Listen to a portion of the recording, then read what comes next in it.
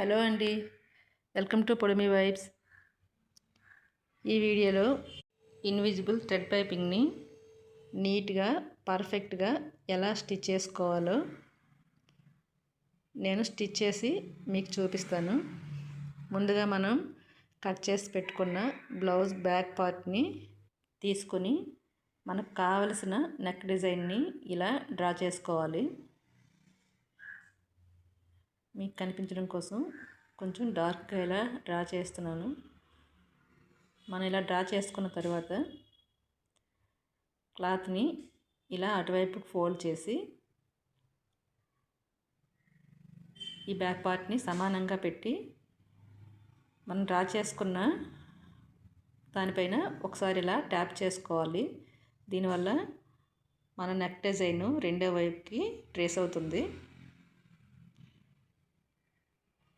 ఇక్కడ నేను round నెక్ని draw చేసుకున్నాను. ఇక్కడ నేను శారీలో వచ్చిన క్లాత్తో ముందుగానే పైపింగ్ థ్రెడ్ని ప్రిపేర్ చేసుకున్నాను. మనం డ్రా చేసుకున్నాం కదా, ఆ గీత పైన పైపింగ్ ఖర్చు వచ్చేలాగా పైపింగ్ థ్రెడ్ని పెట్టి ఇలా స్టిచ్ చేసుకోవాలి. థ్రెడ్ పక్క నుంచి ఇలా స్టిచ్ వేసుకోవాలి. ఇలా నెక్ రౌండ్ తిరిగే చోట థ్రెడ్ పైన స్టిచ్ పడకుండా థ్రెడ్ పక్కనే స్టిచ్ పడేలాగా కొంచెం స్లో చేస్తూ స్టిచ్ చేసుకోవాలి.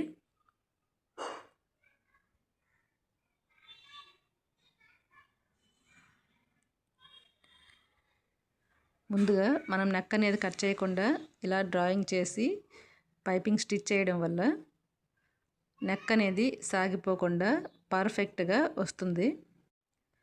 ఇప్పుడు మెయిన్ ఫ్యాబ్రిక్ని తీసుకొని రైట్ సైడు లైనింగ్ పైకి వచ్చేలాగా, రాంగ్ సైడు పైకి వచ్చేలాగా వేసుకోవాలి. పైపింగ్ అనేది లైనింగ్కి మెయిన్ ఫ్యాబ్రిక్కి సెంటర్కి వచ్చేలాగా చూసుకోవాలన్నమాట. మనం స్టిచ్ చేసుకున్నాం కదా పైపింగ్ని, ఆ స్టిచ్ మీదే మెయిన్ ఫ్యాబ్రిక్ని లైనింగ్ ఫ్యాబ్రిక్ని కలుపుతూ ఇలా ఇంకో స్టిచ్ వేసుకోవాలి. పైపింగ్ థ్రెడ్ పైన స్టిచ్ పడకుండా మనం ఆల్రెడీ పైపింగ్ స్టిచ్ చేసుకున్నాం కదా, అదే స్టిచ్ పైన ఇలా మెయిన్ ఫ్యాబ్రిక్ని లైనింగ్ ఫ్యాబ్రిక్ని కలుపుతూ పైపింగ్ నీట్గా వచ్చేలాగా స్టిచ్ వేసుకోవాలన్నమాట. ఇలా స్టిచ్ వేసుకున్న తర్వాత మనం స్టిచ్కి ఒక పావించు ఇటువైపు నుంచి నెక్ రౌండ్ అనేది ఇలా కట్ చేసుకోవాలి. కట్ చేసుకున్నాక మనం ఈ రౌండ్ తిరిగే దగ్గర అక్కడక్కడ ఇలా టక్స్ పెట్టుకోవాలి.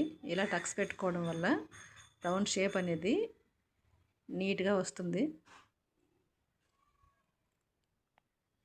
ఇప్పుడు మళ్ళీ పైపింగ్ ఎడ్జ్లో లైనింగ్ పైనుంచి మళ్ళీ మనం ఒక స్టిచ్ అనేది వేసుకోవాలి.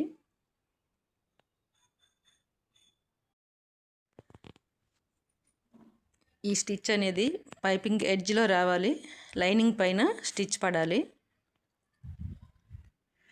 ఇలా స్టిచ్ వేసుకోవడం వల్ల మనం లైనింగ్ టర్న్ తిప్పినప్పుడు ఫోల్డింగ్ అనేది పర్ఫెక్ట్గా వస్తుంది. పైపింగ్ అనేది చక్కగా కనబడుతుంది. ఇలా స్టిచ్ వేసుకున్న తర్వాత మళ్ళీ ఈ మెయిన్ ఫ్యాబ్రిక్ పైనుంచి ఒక స్టిచ్ అనేది వేసుకోవాలి. ఇలా పైపింగ్ ఎడ్జ్లో మెయిన్ ఫ్యాబ్రిక్ పైన ఇలా ఒక టాప్ స్టిచ్ అనేది వేసుకోవాలి.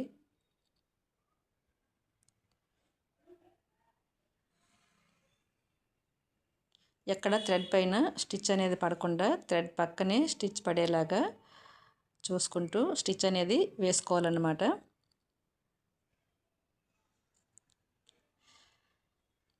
ఈ వీడియో మీకు నచ్చినట్లయితే మరిన్ని మంచి వీడియోల కోసం నా ఛానల్ని సబ్స్క్రైబ్ చేసుకోండి. తప్పకుండా లైక్ చేయండి. ఇలా స్టిచ్ వేసుకున్న తర్వాత లైనింగ్ని మెయిన్ ఫ్యాబ్రిక్ని ఇలా మొత్తం జాయింట్ చేసుకోవాలి.